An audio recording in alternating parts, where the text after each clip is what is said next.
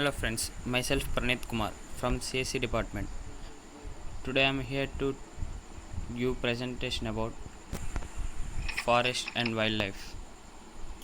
Let's see introduction about wildlife.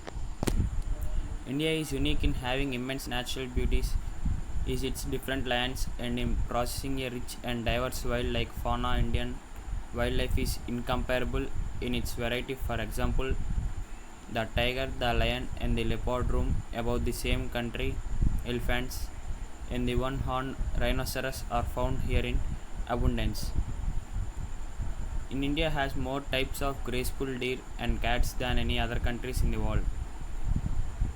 We see that in fact India includes more than 120 families of terrestrial vertebrates. It has been estimated that there are more than 400 species of mammals, 1200 species of birds, more than 350 species of reptiles, and more than 29,70,000 species of insects in India. You can see here the reasons for wildlife. The wildlife has only been used commercially to earn a lot of money on way or the other. The wildlife is the cultural asset of a country like India. It has deep rooted effect on arts, culture, literature and religion of the country.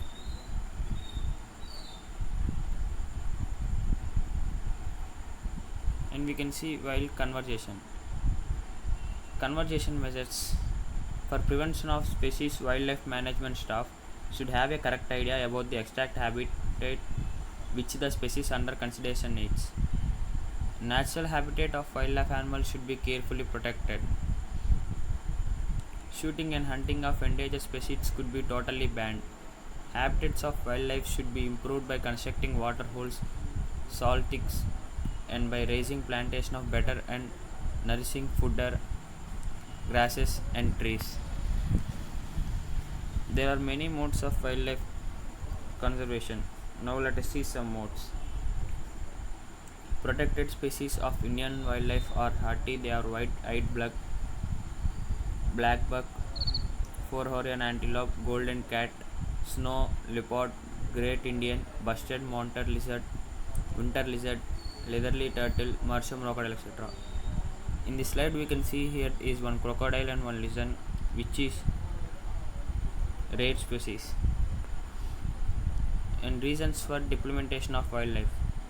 Deplementation of wild plants of forests for timber, charcoal and firewood often deprives wild animals their most palatable food and affects their survival. Absence of covers or shelter to wild animals, noise pollution by different transport media and polluting river water have adversely affected wild animals. Hunting methods of all kinds and for any purpose have caused destruction of wildlife. Here we can see some Indian sanctuaries and national parks.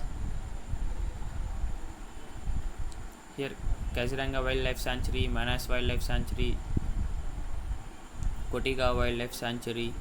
Like this, there are many Indian sanctuaries and national parks in India. Wildlife research in India. Wildlife Institute of India covers various aspects of applied research on wildlife for different ecological and geographical regions of the country. Show leopard, Ladakh, Nigratangur, Tamil Nadu, Grizzly Gain Square, and monitoring of reserve rhinoceros are the main studies completed by the institute. Now we can see here wildlife education and training.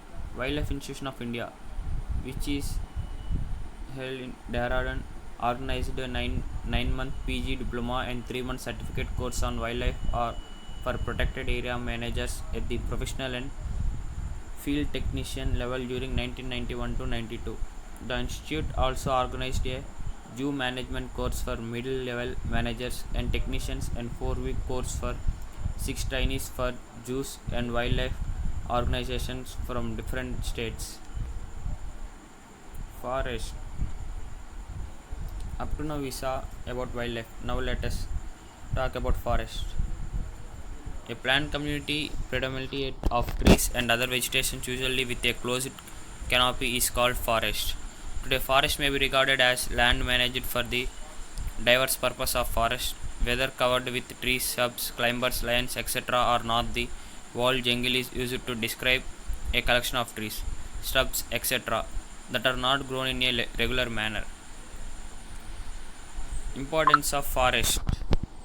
Forests are the only source of timbers, wood, fuel, bamboos, and a rich source of a variety of valuable products. They guard against erosion of land, damage of watersheds, floods, and segments that provide shelter to the wildlife. Above all, forests also provide facility of the grazing of livestock and produce a large number of products of commercial as well as industrial importance. Now let us discuss about types of forest. There are many types of forest like moist tropical forest, dry tropical forest, mountain subtropical forest, mountain temperature forest, subalpine forest, alpine scrub forest. Nowadays we can hear the word deforestation.